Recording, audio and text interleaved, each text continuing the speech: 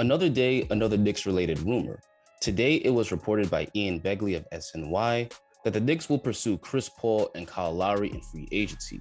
Both Chris Paul and Kyle Lowry are older point guards, with Lowry being 35 and CP3 being 36.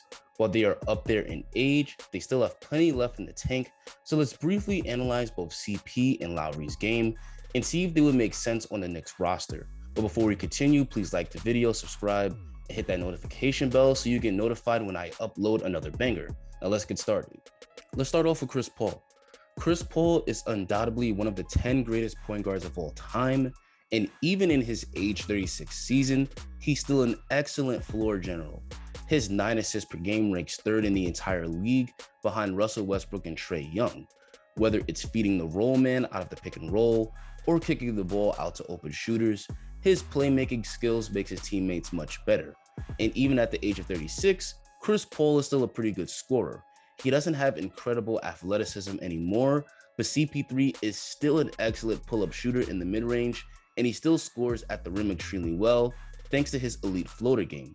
And it isn't just Chris Paul's passing skills on the court that makes his teammates better, but it's his leadership. Chris Paul is a great communicator, as he has no issues telling his teammates where they need to be on the court. He's averaging a good 16 points and 9 assists per game on 50% shooting, but as good as those numbers look, his impact goes way beyond the box score.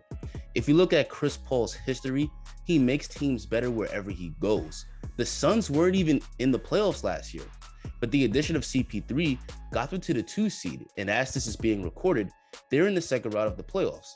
Last year, OKC wasn't even projected to make the playoffs, and CP3 helped them to finish as the 6th seed. For a team like the Knicks, a player like Chris Paul is just the player they need to go from a middling Eastern Conference team to a team that can actually win a playoff series. It was really clear in New York's first round series with Atlanta that they need another elite player on offense.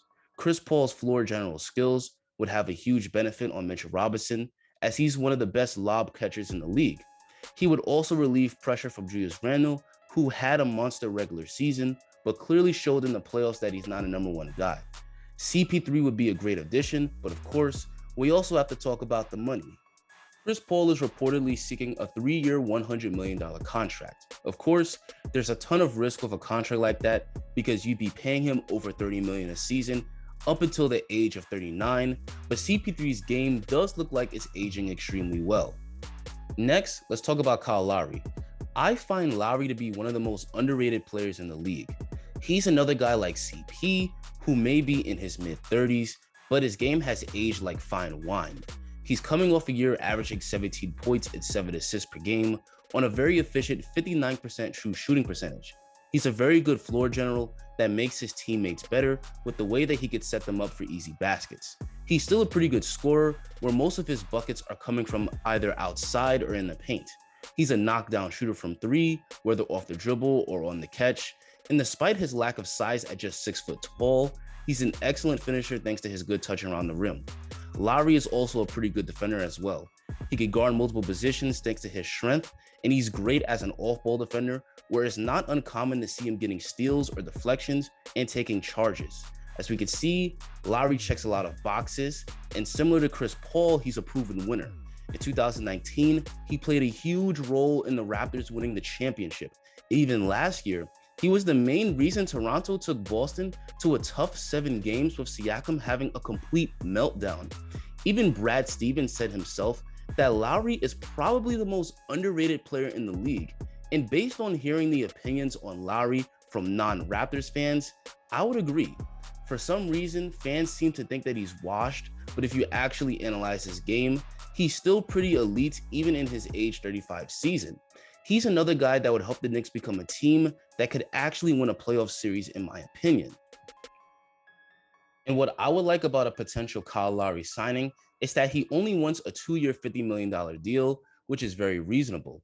That contract would give the Knicks a high-quality point guard for just a short term. But that's going to be it for me, guys. I think both CP3 and Lowry are elite point guards that could really help the Knicks become much better as a team. As long as they're signed to short-term deals, they could both be great signings. But I want to hear what you guys think. Would you have interest in either CP3 or Kyle Lowry? Tell me in the comments. Make sure to like and sub if you enjoyed the video, and have a great rest of your day.